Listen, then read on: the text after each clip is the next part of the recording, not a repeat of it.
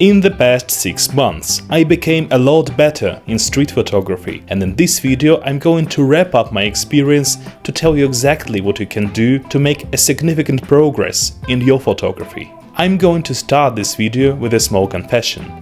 Even though I've been taking pictures since my childhood, it was just 2 years ago when I learned for the first time what the exposure triangle is. After I learned all the basic things like the exposure triangle and my camera settings, I was looking intensively for ways to become a better photographer. However, I think it's been just a year, and more precisely last 6 months, when I made a very significant progress in my street photography. So I'm going to give you some things which I hope will give you an opportunity to grow fast in your street photography as well. The first thing I would like to start with is that you should consider light as your natural limitation. And when I use the word limitation, I don't mean anything bad. I would like to go with a brief example. Let's imagine that you are a teenager and you have a date with a girl for the very first time. And do you really care what lighting conditions are? I don't think so, because in your memory it will always be brilliantly lit. When I learned about the exposure triangle, I didn't realize that light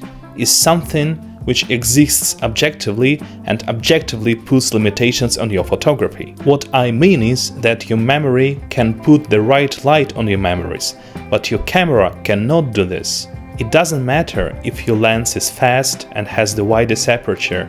If you don't have proper lighting conditions, you will not be able to give the proper lighting. So practically speaking, when you do street photography, you have some natural light and you have to work with this light. You won't be able to change this natural light, and this is your limitation you have to cope with. That's why I use an app called Helios in order to learn what lighting conditions are to be expected at the particular part of the day. When you know for sure what quality, amount and direction of light you have an opportunity to make your subjects pop on your pictures. So the natural light you have is your natural limitation, but it also helps you to do whatever you want in your street photography. I have also realized that no tutorial on YouTube will help you understand light.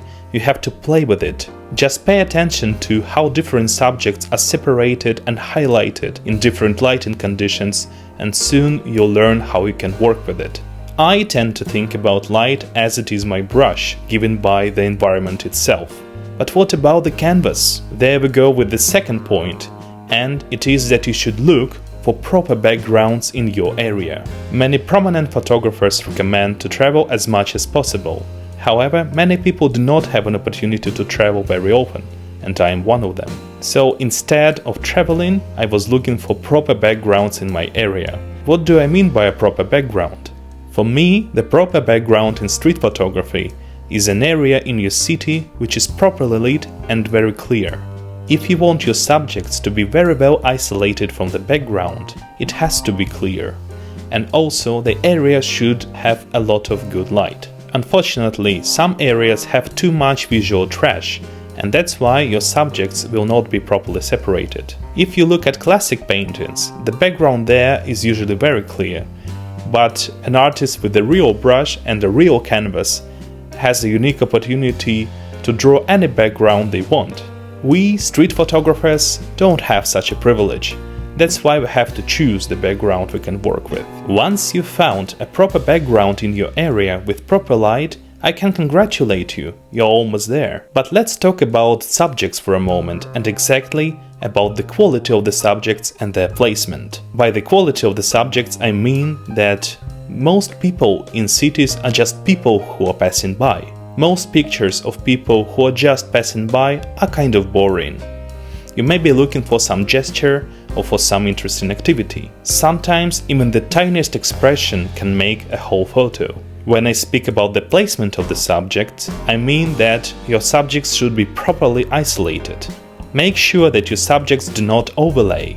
This may be the trickiest part, because it is very hard to frame all the subjects so they do not overlay. You will have to look for an angle and for a moment. So when you place your camera in the exact spot and at the exact moment, when your subjects do not overlay and are properly separated, you can congratulate yourself because you've done a very good job in your photography.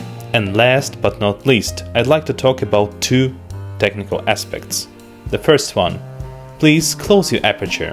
When you have placed in the frame all the high-quality subjects doing interesting things, and they all are very nicely isolated, you don't want them to be in blur, because if you have just a few of them, some of them will be in blur if your aperture is wide open. So please do not be afraid to use f8, f11 or even f16, especially if you use something longer than 35mm lens. You can take bokeh-licious portraits of your friends anytime you want, but when we speak about street photography, in most cases, the close aperture is a better choice. The second technical aspect is that it is very nice to play with different focal lengths.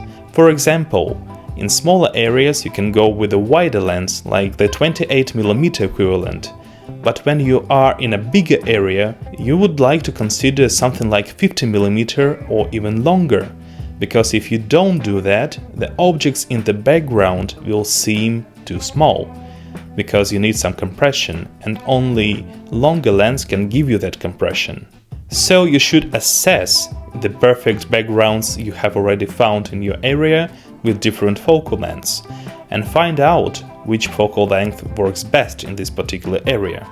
So here is the deal how you become a better street photographer in a short period of time. You take the natural light you have as a brush and apply it to the canvas, which is a perfect background you have found in your local area.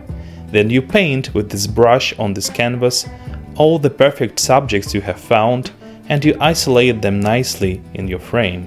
And you do not forget to stop down your aperture not to make your subjects too blurry, and use the focal length which suits best your perfect background. If you enjoyed this little overview of my experience, you can like this video, subscribe on my channel and leave your comments.